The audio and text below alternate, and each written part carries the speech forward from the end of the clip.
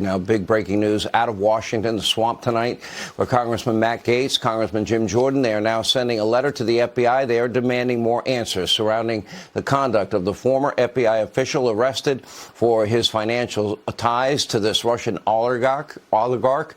And so while the media and the top brass inside the FBI were accusing Donald Trump of being a Russian agent and colluding with Russia, it appears that it was one of the FBI's own who had shady business ties to the Kremlin. Like I've been saying, the time for real transparency, real accountability is long past due, and it is why Jim Jordan is chairing the Judiciary Committee, which is so important, and why subpoena power is that important. Also tonight, Speaker McCarthy has officially rejected the appointments of Russian hoaxsters Adam Schiff and Eric Swalwell, citing their efforts to needlessly politicize committee work and efforts to undermine U.S. national security. Meanwhile, more classified document drama that is unfolding tonight. Former Vice President Mike Pence says he discovered classified documents in his Indiana home, promptly informed the National Archives. But Barack Obama's office, they declined to answer questions about whether there is a search for any classified records at any of his homes or offices.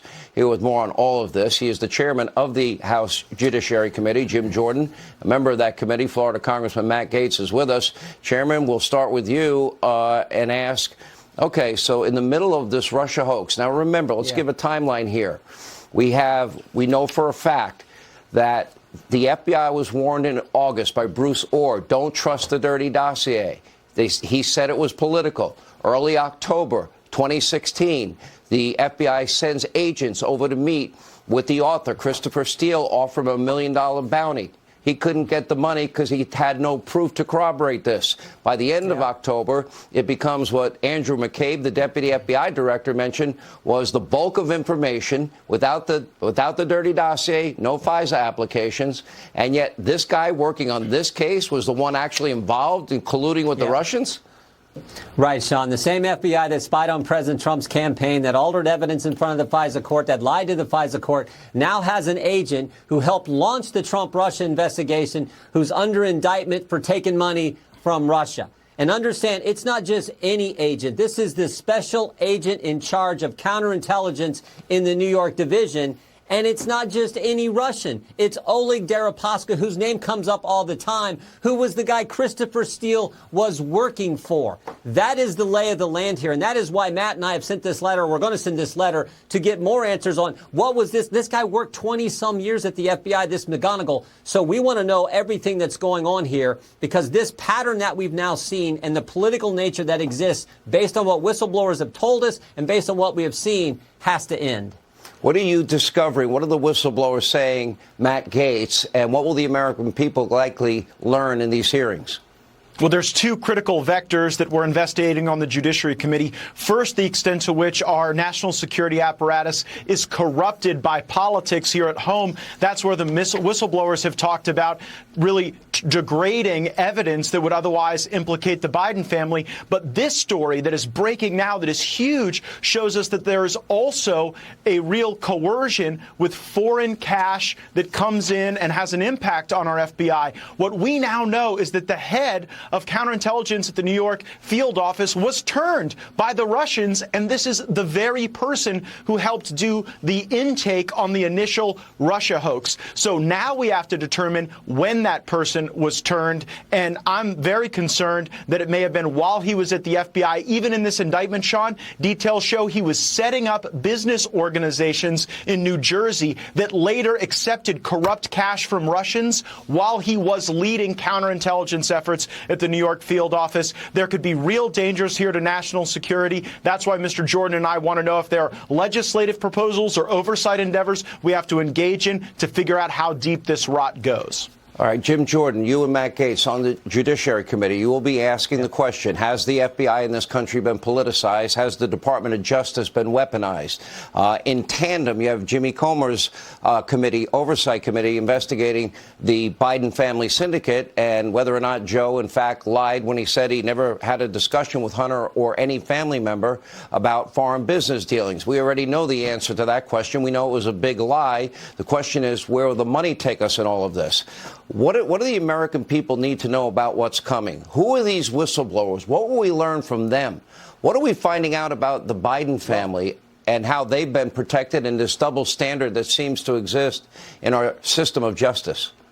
First of all, I don't think there's a question of whether the highest levels of the FBI are now functioning in a political fashion. I think that's obvious, and we know that from the whistleblowers who've come and talked to us. We want to make these whistleblowers, we want to get them public as quickly as they're willing to do it. I think many of them are because, as I said the other day, Sean, so many of them have been retaliated against. I mean, we've had several of them who've been suspended, had their security clearance revoked, which after they've come and talked to our committee staff. So we expect to hear from them. We expect them to sit for depositions. Actually met one of them and talked with one who's already went public last week in Florida. So we expect that to happen. That's where we're going to start this investigation. And we'll also hear from people who've been targeted, like the parents who were targeted via the apparatus that Merrick Garland put in place with his memo. We're going to talk to those people as well.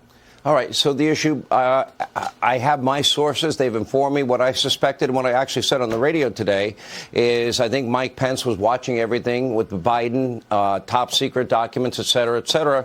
He initiated his own investigation just to double check. He immediately called the FBI when they found a couple of documents, Matt Gaetz, and handed them over and worked with the officials. But that's not the issue to me. The issue is, how was Hillary Clinton treated? She had all of those servers. Then she had 33,000 deleted emails with BleachBit. She had Blackberries and iPhones destroyed with hammers. She had SIM cards removed. And now we got the double standard. Why was Mar-a-Lago raided, and why wasn't any of Joe Biden's residences raided? Why the double standard? Or is that a double standard? Well, it's very clear that Hillary Clinton got off because Jeff Sessions was a terrible attorney general. I'm not really here for all of the document drama. I think it's far more significant that while Eric Swalwell was saying that he had evidence that Donald Trump was a Russian agent, there were actually people in the FBI that turned out later to be Russian agents. That is just so crazy to me that would occur in our country. As for the documents, I mean, hey, by the end of this thing, Sean, the only person that might be able to run for president is like Larry Hogan or something. I think that having people in the national security apparatus trying to shape the presidential field is probably not a good thing, regardless of your political persuasion. I don't think that Mike Pence did anything wrong here, and Donald Trump made that point as well. Sean, remember when Adam Schiff said he has more than circumstantial evidence that there's Russian collusion? I think we've found it. It was McGonigal working with the FBI, working with the Russians, for goodness sake. Well, you're forgetting you forgot the prank call that Adam Schiff took. And when the guy had, in a Russian accent, said, we have compromising material on Donald Trump. What's the nature of the compromise? Pictures of naked Trump. Has Vladimir seen those pictures? Of course, but Vladimir see. Adam Schiff was colluding with somebody that he thought was a Russian to benefit the Democrats. Anyway, he doesn't belong on the committee. Neither does Swalwell.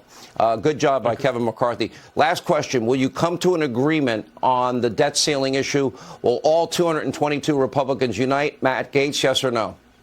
I think we will. I think we should fight for work requirements on a lot of these social welfare programs that are driving our national debt. And it is not appropriate for Joe Biden to say he refuses to negotiate with the people's house that the people gave to the Republican Party. We're going to negotiate tough, and I think that we should get those spending cuts. Jim, will it happen? The Democrats are betting that all 222 Republicans won't stay together. Do you think they will?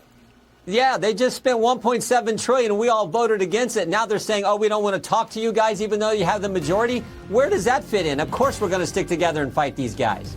All right. Thank you both.